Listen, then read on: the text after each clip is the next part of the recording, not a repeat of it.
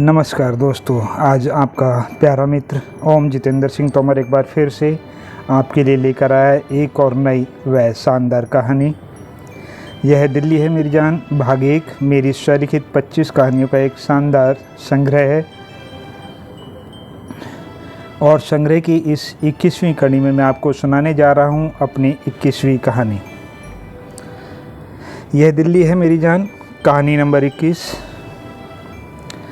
आधुनिक नरसी और उसका भात। जी हाँ, आधुनिक काल में भी आपको नरसी भगत की तरह के लोग देखने के लिए मिल सकते हैं। चलिए वही एक घटना हम आपको सुनाने जा रहे हैं। उत्तर प्रदेश के शिवपुरी बदरवास जनपद में एक गांव है ऐजवारा। आखिर ऐजवारा इतना खास क्यों है जिसका वर्णन हम इस कहानी में कर रहे हैं, तो आपको याद दिला दें कि ऐजवारा में एक ऐसी शादी हुई और इस शादी ने हमें नरसी के भात के प्रसंग की याद दिला दी। नरसी का भात, जी हाँ, जिसे हम कहानियों और किस्सों में सुनते आ रहे हैं, तो यह कहानियों और किस्सों तक ही सीमित नहीं है। यह भारतीय जनजीवन में आज भी विद्यमान है। कलयुग में 23 नवंबर 2021 को घटित इस घटना ने पुराग्रंथों में वर्णित नरसी के भात की याद को बिल्कुल ताज़ा कर दिया और उन लोगों के मुंह बंद कर दिए जो इसे कोरी कथा बताते हैं। हुआ यूँ कि उत्तर प्रदेश के शिवपुरी बदरवास जनपद में के एक गांव ऐजवारा में निवास करने वाले थान सिंह यादव की पुत्री के विवाह 23 नवंबर 2021 को होना तय हुआ था। हिंदू विवाह रीति रिवाज में भात भरना एक महत्वपूर्ण रस्म होती है। लड़के या लड़की का मामा विवाह में लड़की के परिवार के लोगों को भात पहनाता है। थान सिंह के परिवार में पहली शादी होने से खुशी का माहौल तो था, लेकिन दुल्हन के सगे मामा नहीं होने से मंडप के नीचे भात पहनाते वक्त की रौनक गायब थी। जब शादी की तारीख नज़दीक आने लगी तो दुल्हन की माँ और को अपने मायके और पिता की याद सताने लगी। जब खोज खबर की तो पता चला कि वे उत्तर प्रदेश के गौतम बुद्ध नगर के जेवर शहर में साधु वेश में रहते हैं। दुल्हन की माँ ने जब साधु वेश धारण करे हुए पिता से मुलाकात की तो पता चला कि वे 30 वर्ष पहले ही साधु सन्यासी होकर घर बार छोड़ चुके थे। इस समय सन्यासी पिता ने अपनी पुत्री की कोई भी सहायता करने से इनकार करते हुए शादी में आने से भी मना करते हुए कहा, मैं अब सन्यासी जीवन धारण कर चुका हूँ, जिसके चलते मैं अब किसी शादी समारोह में शामिल नहीं हो सकता। अब आप जा सकते हैं।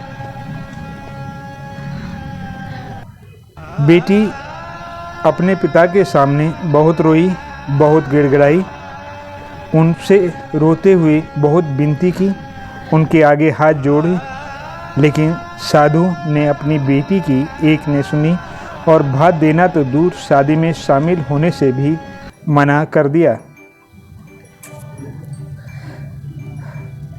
जब यह सब घटित हो रहा था तब वहाँ अनेक लोगों के बीच एक व्यक्ति ऐसा भी था जो यह सब देख और सुन रहा था। उसने सारी घटना को अच्छी तरह से समझ लिया। बिना भाई की बहन का क्रंदन सुना तो उससे रहा नहीं गया। उसने उसी समय मन ही मन कुछ फैसला लिया और वह सीधे अपने घर पहुंचा और सारी कहानी अपने परिवार को कह सुनाई। फिर उस व्यक्ति ने सबके चेहरों को देखा। सभी ने इस कहानी को एक घटना की तरह सुना और चुप हो गए। वह व्यक्ति बोला, कोई सहमत हो या न हो, मैंने फैसला किया है कि जिस तरह से भगवान कृष्ण ने बिना भाई की नरसी भगत की बेटी को भात पहनाया था, उसी तरह यह गोपाल भी उस बिना भाई की बहन को भात पहनाएगा। तो क्या हुआ? आपके इस फैसले में मैं आपके साथ हूँ। कहकर उनकी पत्नी उनके साथ खड़ी हो गई। उसके इस फैसले से उनका परिवार भी खुशी खुशी सहमत हुआ।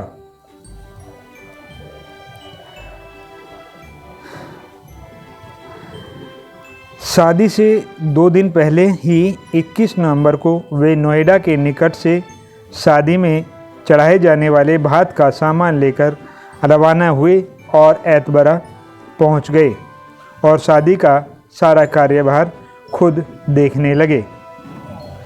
जब 23 नवंबर 2021 को उस व्यक्ति के परिवार ने सबके सामने भात पहनाया तो लोगों की आंखें खुली की खुली रह गईं।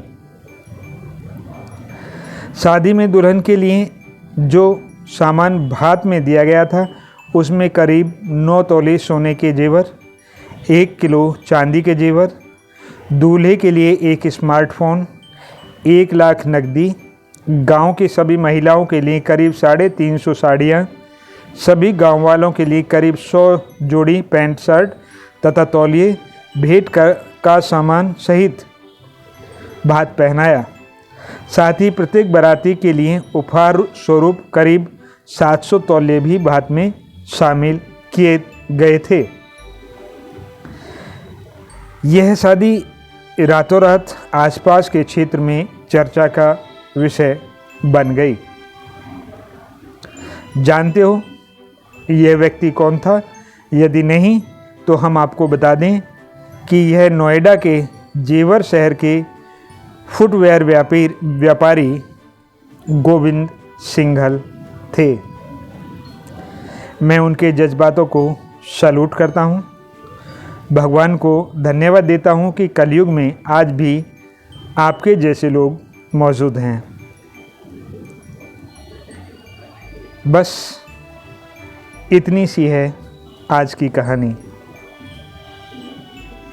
लेखक आपका प्यारा मित्र ओम जितेंद्र सिंह तोमर। यदि आपको हमारी प्रस्तुति अच्छी लगी तो कृपया हमारे चैनल को सब्सक्राइब तथा लाइक करें तथा अपने दोस्तों में शेयर करें ताकि वे भी हमारी इस कहानी से अवगत हो सकें और हमें उनके विचार प्राप्त हो सकें। अब अपने प्यारे मित्र ओम जितेंद्र सिंह तोमर को विदा दीजिए। नमस्कार, जय हिंद, जय भारत। यह दिल्ली है मेरी जान की नेक्स्ट स्टोरी के लिए स्टे ट्यून्ड।